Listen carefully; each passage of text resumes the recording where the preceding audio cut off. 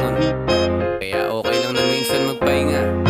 Mito for the beat. Listen, pag ako na hindi makangiti, kailangan ng sapat na sandali.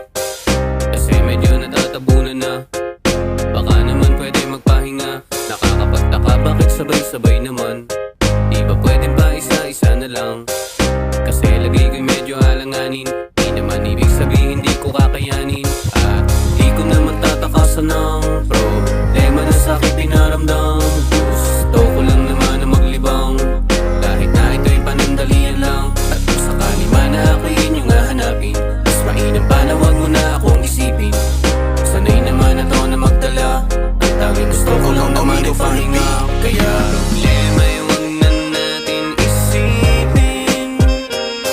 Kahit na sandali, baka pwede naman lumabas. Magaliw pagbigyan mo naman. Panandalian lang lilimutin.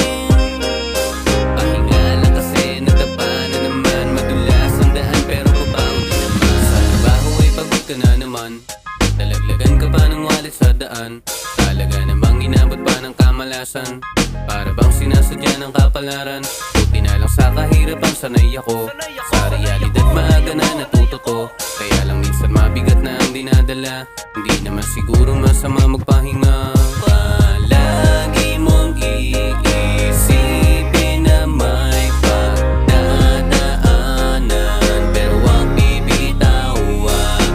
Kung sa tingin mo parang di na kaya, wag mong kalimutan na pwede rin magpahinga.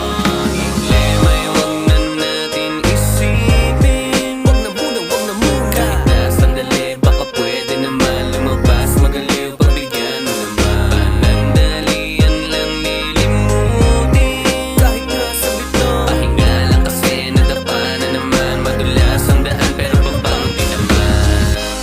Yeah, pahinga lang saglit tol. Di naman ibig sabihin tatakasan na natin. Buwelo lang tayo kumbaga, tapos palag-palag na ulit. Let's go.